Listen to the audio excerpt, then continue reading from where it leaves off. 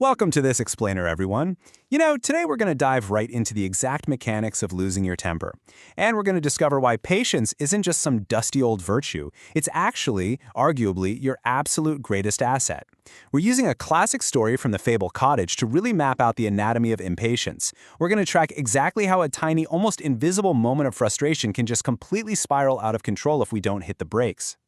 So we are dropping right into the climax of our story today. Gargar! I will squash you! I mean, wow. This is a moment of pure, blinding rage from our main character, Mr. Bear. He's swinging a stick, he's yelling at the top of his lungs, and he is just entirely consumed by his own temper. But you gotta wonder, how did he actually get here? What pushes someone, or well, some bear, to this absolute breaking point? It's a question we all face, isn't it?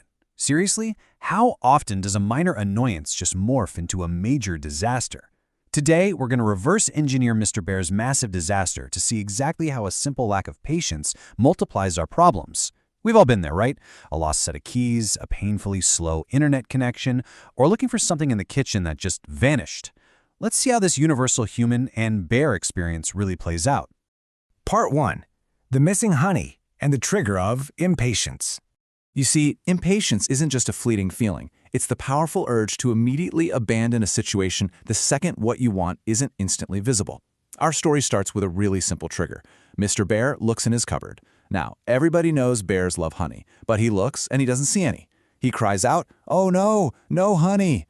But instead of taking a patient moment to search that cupboard thoroughly, to maybe, move a few things around, his impatience just takes over completely. That urge kicks in, and it drives him right out the door and straight into the forest to hunt down a beehive. Which brings us to part 2, the single bee, and how provocation meets ego. So, out in the forest, Mr. Bear spots a beehive. He smells that sweet honey, and he sticks his paw right in. But a little bee flies out and warns him off. Mr. Bear's response? He literally says, "I am bigger than you, and I am stronger than you too. I can do what I want." Notice how his ego is totally fueling his impatience right here. He's annoyed, he feels super entitled. He basically convinces himself that his sheer size and strength give him a free pass to ignore patience and just forcefully take what he wants right in this exact moment. The absolutely crucial point to remember here is the actual scale of the obstacle. At this specific moment, Mr. Bear's problem is literally a factor of 1. Just one single bee politely asking him to buzz off. If he had even a single drop of patience, he could just walk away. He could go look somewhere else. Heck, he could even go back home and double-check his pantry. But impatience, especially when you mix it with a big ego, completely blinds us to how ridiculously small our obstacles actually are. Now for Section 3, the art of escalation, moving from annoyance to a full-blown tantrum. Let's break down the anatomy of this tantrum. Step 1. Mr. Bear completely ignores the warning and sticks his paw right back into the hive. The result? A painful zing right on his poor nose. Now, a patient response to pain would be to retreat, take a breath and reassess. But instead, he jumps to step 2. He grabs a big stick and just starts swinging wildly at this incredibly fast bee, getting angrier and angrier by the second. Finally, step 3. He yells out that he's going to squash the bee. And when the little guy retreats into the hive, Mr. Bear just loses it. He smashes the entire hive to pieces. Smash, smash, smash. He completely obliterates the thing. Instead of a measured, patient response, he has descended into a fully violent, destructive tantrum. Section 4. The swarm's revenge, or how we multiply the problem. Smashing the hive doesn't actually solve his problem, does it? Actually, it creates a disastrous new one.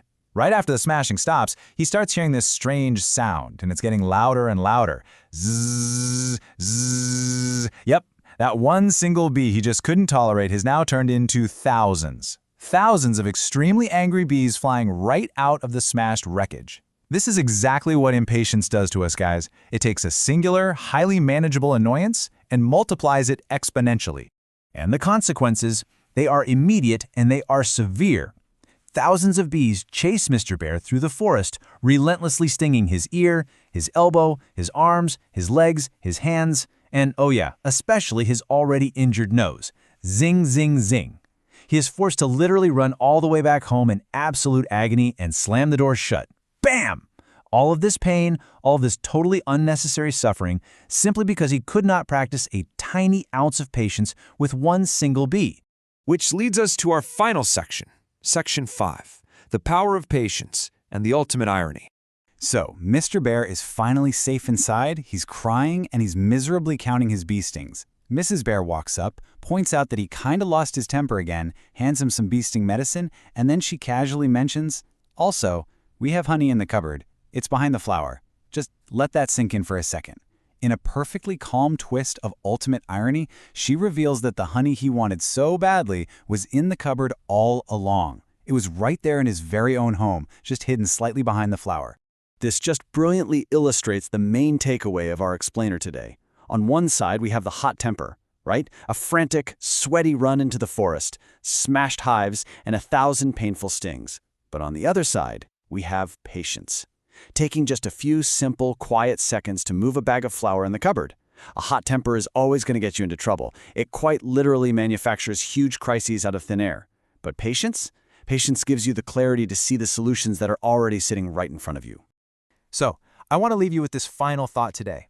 Are you looking for honey out in the wild, dangerous forest when it's already right there behind the flower?